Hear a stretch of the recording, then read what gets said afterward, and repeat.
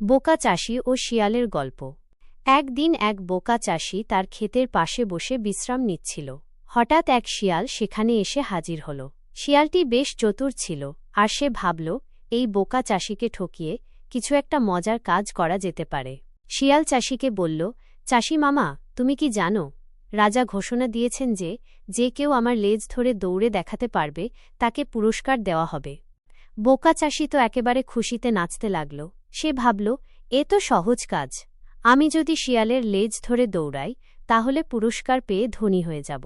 তখন শিয়াল বলল, তুমি আমার লেজ শক্ত করে ধরো, আমি দৌড়াব, আর তুমি আমাকে ধরে রাখবে।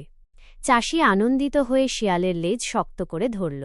সঙ্গে সঙ্গে শিয়াল এমন দৌড় দিল যে চাষির পক্ষে আর ধরে রাখা সম্ভব হল না। সে পড়ে গিয়ে ধুলোময় হয়ে গেল।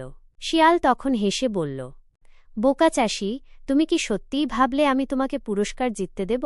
তুমি তো নিজের বোকামির জন্যই ধোঁকা খেলে। চাষি তখন বুঝতে পারল সে শিয়ালের চালাকিতে ধরা পড়েছে। সে দুঃখ পেয়ে বলল, এবার থেকে আমি আর অত সহজে কারো কথায় বিশ্বাস করব না। শিক্ষা: এই গল্প থেকে আমরা শিখতে পারি যে অতিরিক্ত সরলতা বা বোকামি আমাদের বিপদে ফেলতে পারে। অন্যের কথায় অন্ধভাবে বিশ্বাস না করে আগে ভাবা চিন্তা করা উচিত।